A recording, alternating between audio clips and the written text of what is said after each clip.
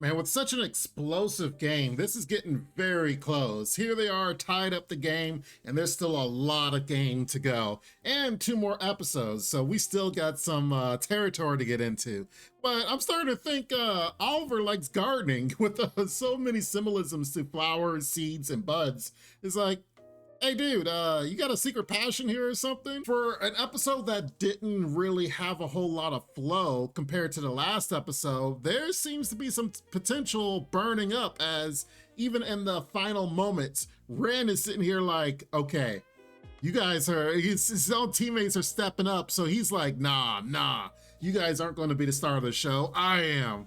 So we starting to see that stoic, reserved Ren who didn't really say too much. He's starting to break his shell. He's starting to come out. So starting to see the cracks already. So I'm ready for it. I am ready for it. Because like we said a few episodes ago, that this had to happen if it's going to be like the main theme song where his tongue is all out and such. There's no way that someone that's reserved is just gonna like let loose and go without having that build up moment. And it's getting here. It's definitely getting here. Let's talk about some of the main points that was in this episode that I thought was pretty interesting as things are going out. So first, let's start with Oliver here. Poor Oliver, I feel bad for him. For someone that got his dream destroyed and cut down when he was young, like he wanted to be just like them, like the best striker in the world. And of course, as he's growing up, everyone else is like, nah, you're actually better if you kind of assist and play the sidelines. You know, we as a team win more if we just kind of have you where we want you to have you. So it kind of destroyed his dream here as his own flower is getting cut and destroyed as far as his potential.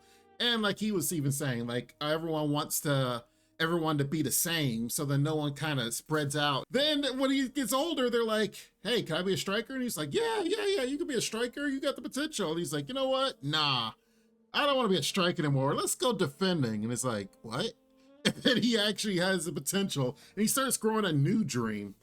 But he starts to see that, you know, even if he has this new dream, he can still water it, let it grow, manifest as he breaks through using his flow and starts to, looks like he had more spatial awareness, as in this case he was looking at Ren, how much space he had between him and how he was close to hitting if he hit the ball, which would be the best direction with where he's going. So it was not necessarily like Isagi, but kind of as a defender looking, saying, okay, his potential of going this way one way and then this way, well, with the way that he's turned and all this, is probably going to hit it this way. So as a defender, it's like, okay, all right, he's starting to actually realize and enjoy the game that he wants to play.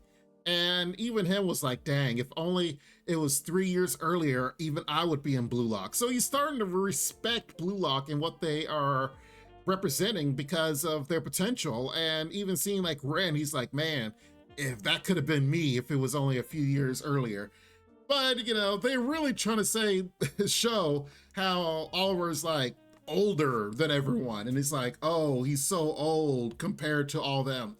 But he still has the potential to play the game very well.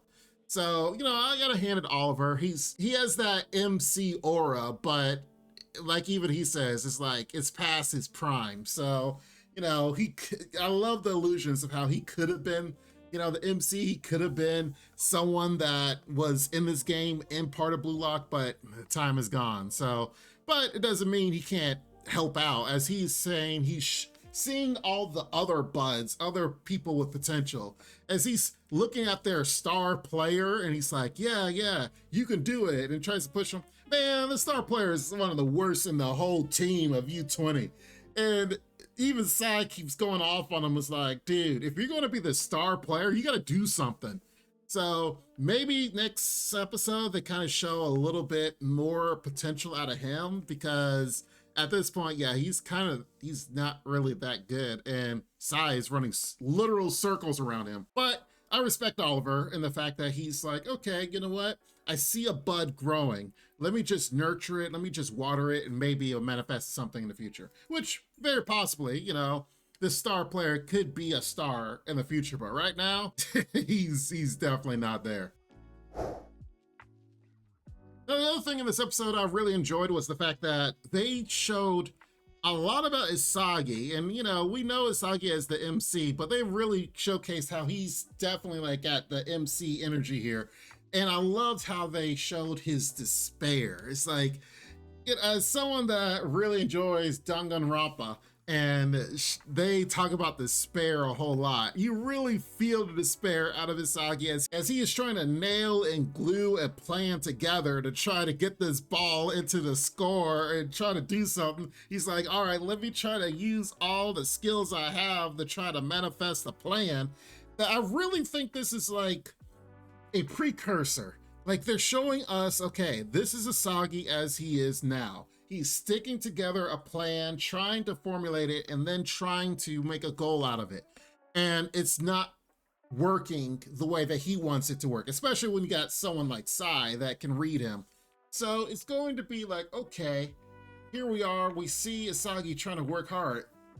It just means that when he explodes and actually gets into that flow, we're going to see a new manifestation of Isagi, that here it was in the past, here it was that he tried to work together and it failed, but now the future of Isagi is going to be different. So I'm waiting for the next episode, or even the episode after that, whichever it is, that's going to showcase Ren and especially Isagi popping off as like, okay, this is the new form of Isagi. This is what's going forward.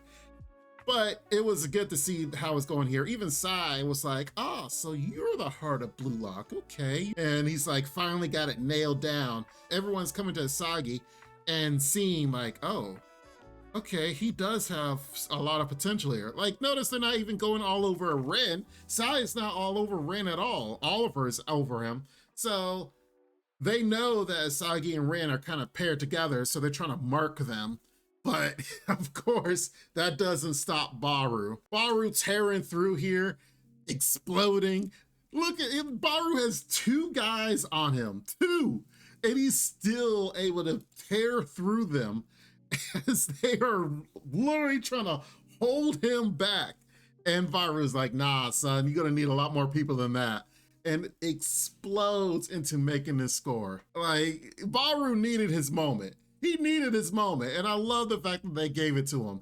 Like, this was all Barou. This was everything in essence that he is, and I just love that they finally gave Barou the love he needs, and it was so done so well to his personality, to where he's like, yeah, I'm going to devour Isagi, and then it's like, but wait, how'd you know Ren was going to be there? It's like, Ren is Isagi. They're both the same. It's like, sure, Barou, okay, whatever.